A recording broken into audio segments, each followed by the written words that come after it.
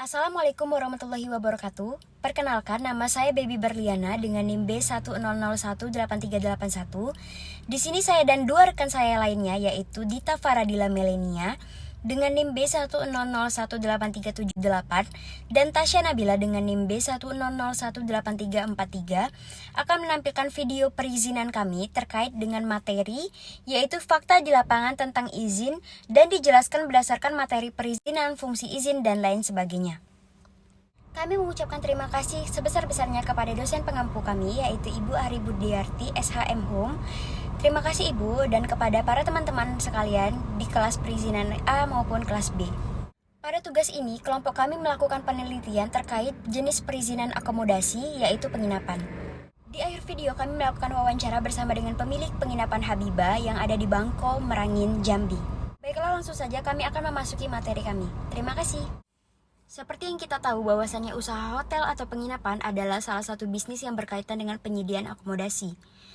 Nah, bisnis penginapan ini sebenarnya merupakan usaha penyediaan akomodasi yang ditawarkan kepada masyarakat umum secara harian berupa ruangan atau kamar-kamar yang berada di dalam sebuah bangunan atau lebih yang ditunjang dengan kegiatan hiburan, jasa pelayanan makanan dan minuman, serta fasilitas lainnya. Sementara itu, usaha penyediaan akomodasi merupakan usaha yang memberikan pelayanan penginapan kepada masyarakat, terutama wisatawan yang dapat dipadukan dengan aneka pelayanan pariwisata seru lainnya. Nah, sebagai suatu bisnis penyediaan akomodasi, maka sudah sepatutnya bisnis penginapan mendapatkan perizinan dari pemerintah. Karena penginapan juga berkaitan dengan kegiatan pariwisata dari suatu daerah. Berdasarkan peraturan yang ada, setiap pengusaha pariwisata atau jasa penyedia akomodasi pariwisata wajib untuk melakukan pendaftaran terkait dengan usaha pariwisata yang dilakukan guna mendapatkan TDUP atau Tanda Daftar Usaha Pariwisata. TDUP merupakan dokumen resmi yang hanya diberikan oleh bidang pemerintah terkait kepada para pengusaha pariwisata agar bisa menyelenggarakan bisnis pariwisatanya. Nah, pendaftaran ini sifatnya wajib baik untuk pengusaha berbentuk badan usaha, perseorangan maupun badan hukum. Nah, tujuan melakukan pendaftaran usaha untuk bisnis pariwisata sebenarnya adalah untuk menjamin kepastian hukum kepada para pengusaha pariwisata terkait dengan menyelenggarakan bisnis penginapan yang berhubungan dengan langsung pariwisata. Nah, selain itu juga pendaftaran ini akan memberikan informasi kepada semua pihak terkait mengenai jenis usaha pariwisata yang akan dijalankan. Tahapan yang harus dilakukan untuk pendaftaran usaha pariwisata adalah permohonan pendaftaran, lalu berkas permohonan, dan terakhir adalah penerbitan TDUP. Nah, mengingat bahwa pendaftaran ini itu sifatnya wajib, tentu saja akan ada sanksi keras yang diberikan oleh pemerintah bagi para pebisnis yang melanggarnya. Nah, berikut ini adalah sanksi yang diperkenankan kepada para pebisnis yang tidak mendaftarkan usahanya, termasuk usaha penginapan. Pertama adalah teguran tertulis. Nah, sanksi pertama merupakan teguran tertulis di mana jika pengusaha pariwisata dalam waktu 7 hari kerja tidak mengindahkan teguran tertulis ini, maka selanjutnya pihak instansi terkait akan menerbitkan surat teguran tertulis yang kedua. Jika teguran kedua dalam 5 hari pengusaha tetap tidak mendaftar, maka akan diberikan sanksi teguran tertulis yang ketiga. Yang kedua, adanya pembatasan kegiatan usaha. Nah, sanksi terparah dengan adanya pembatasan kegiatan usaha karena pengusaha tidak mematuhi sanksi teguran tertulis yang pertama hingga yang ketiga dalam waktu 3 hari teguran setelah teguran ketiga. Perkenalkan, nama saya Dita Faradila Melenia dengan NIM B118378. Di sini saya akan menjelaskan tentang pengertian dari hotel atau penginapan. Usaha hotel atau penginapan adalah salah satu bisnis yang berkaitan dengan penyediaan akomodasi. Bisnis penginapan ini sebenarnya merupakan suatu penyediaan akomodasi yang ditawarkan kepada masyarakat umum secara harian. Sebagai suatu bisnis penyediaan akomodasi, maka sudah sepatutnya bisnis penginapan mendapatkan perizinan dari pemerintah karena penginapan juga berkaitan dengan kegiatan pariwisata dari suatu daerah. Karena berdasarkan peraturan yang ada, setiap pengusaha pariwisata atau jasa penyedia akomodasi wajib untuk melakukan pendaftaran terkait dengan usaha pariwisata yang dilakukan. Pendaftaran ini sifatnya wajib, baik untuk pengusaha berbentuk badan usaha perseorangan maupun hukum. Tujuan melakukannya pendaftaran usaha ini untuk pariwisata sebenarnya adalah untuk menjamin kepastian hukum hukum kepada para pengusaha pariwisata terkait dengan menyelenggarakan bisnis penginapan yang berhubungan langsung dengan pariwisata. Nah, karena TDUP ini sifatnya wajib, tentu akan ada sanksi yang diberikan oleh pemerintah kepada para pebisnis yang tidak mendaftarkan TDUP tersebut.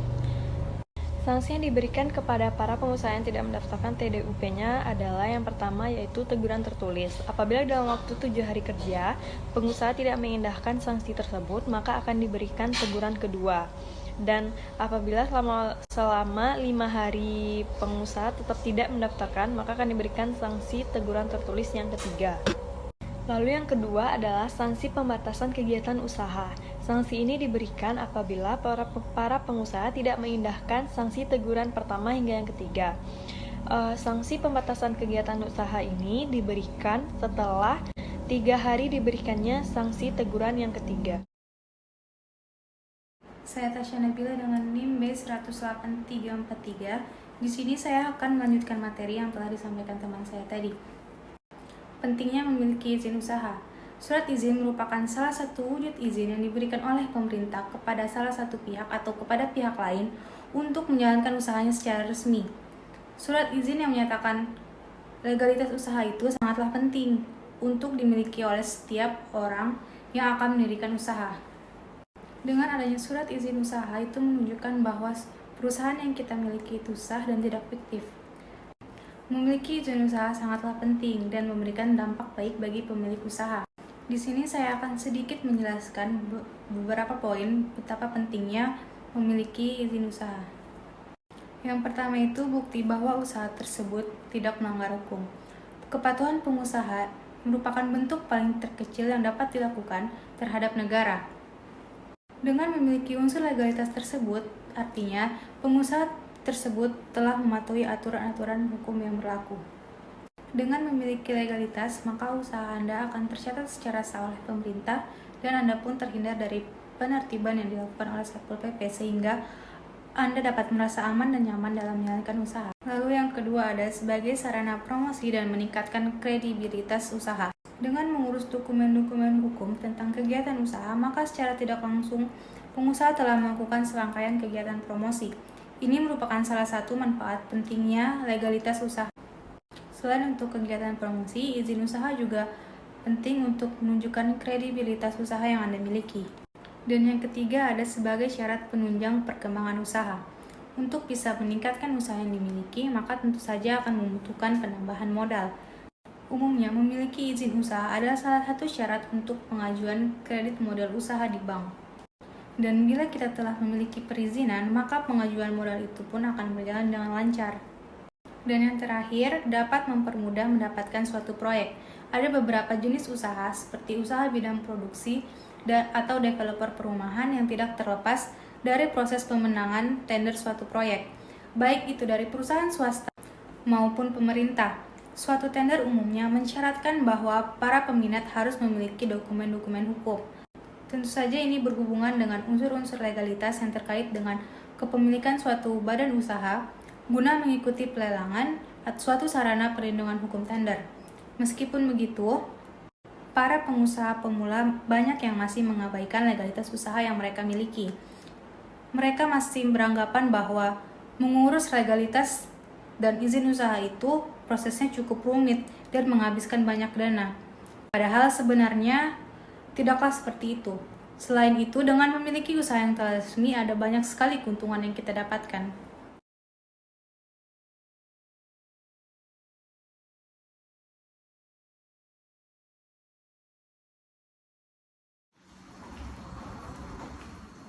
Halo Kak, saya Tasya. Saya Dita. Saya Baby. Kami dari mahasiswi Fakultas Hukum Universitas Jambi. Sebelumnya boleh tahu nama Kak siapa? Oh iya. Jadi begini Kak, kedatangan kami di sini ingin mewawancarai mengenai perizinan dari penginapan ini. Dan sebelumnya kami sudah membuat janji dengan Ibu Alma selaku dari pemilik penginapan ini. Ya, kemarin ada juga Arma bilang sama kami. Jadi, sebenarnya terima kasih Kak. Iya.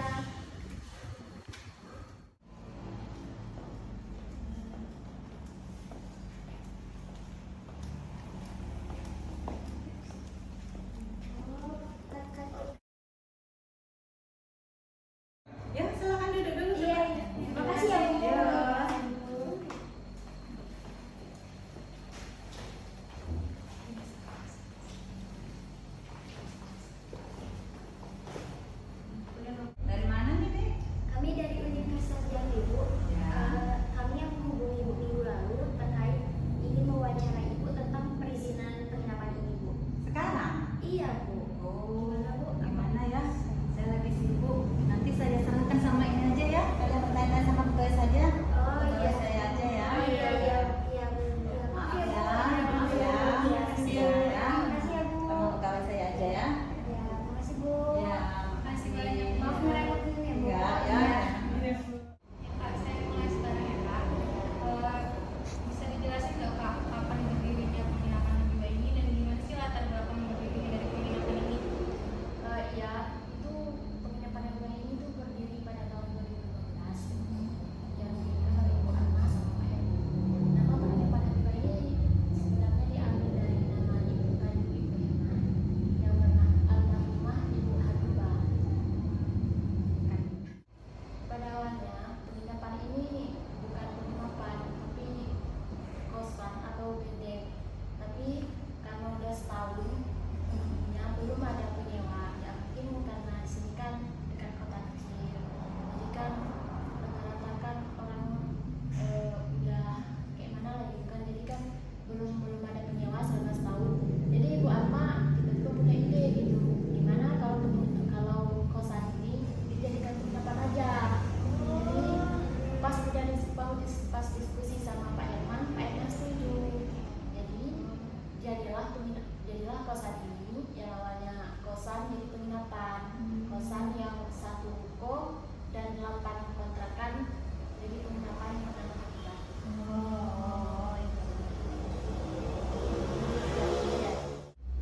Selanjutnya ya Kak, iya sebenarnya visi misi dari penginapan ini tuh apa sih Kak? Visi misi dari penginapan ini yaitu agar menjadikan penginapan ini satu-satunya penginapan yang ada di Bangkok yang mempunyai kamar yang nyaman, bersih, aman untuk para penginapan, untuk para tamu. Selanjutnya ya Kak, Iya. apakah penginapan ini memiliki izin usaha Kak? Terus dokumen-dokumen apa saja yang dimiliki oleh penginapan ini sebagai izin usahanya? Tentu saja penginapan ini udah punya izin usaha ya. Bahkan penginapan ini juga udah mempunyai pengacara yang terjamin legalitasnya. Dokumen-dokumennya banyak itu tertara di sana, bisa dilihat di sana ya. Oh iya Kak. Untuk tipe-tipe kamarnya ada tipe apa aja Kak? Dan fasilitasnya itu apa aja untuk setiap tipe kamar dan berapa tarif malamnya Kak? Oh ya. Di sini ada 3 tipe kamar, yaitu family room, bedroom, sama standar room. Kalau bedroom itu tuh ada 2 tipe kamar, itu ada single bed sama double bed. Ada takutnya. Fasilitasnya kalau di family room itu ada 4 bed sama 2 kamar mandi, 1 AC. Kalau di bedroom itu ada 1 kamar mandi, kamar besar, sama single bed atau twin bed dan AC. Kalau di standar room itu cuma ada AC sama kamar mandinya bersama. Kalau biaya itu kalau family room 250 per malam, kalau bedroom itu 200, kalau di standar room itu 110. Lanjut ya Kak? Iya. Bagaimana sih Kak proses check-in dan check-out di penginapan ini? Oh ya, jadi setiap tamu yang datang itu setiap hotel kita itu akan dicatat di kitanya, terus sesuai dengan alamat dan namanya. Kalau apa namanya nomor kamar dan jadi prosedurnya front office itu mencatat setiap tamu, identitas tamu yang datang, terus nomor kamarnya, serta berapa lama dia menginap di sini. Ketentuan check-innya itu setiap sebelum jam 4 sampai dengan jam 6 itu dikenakan biaya setengah hari.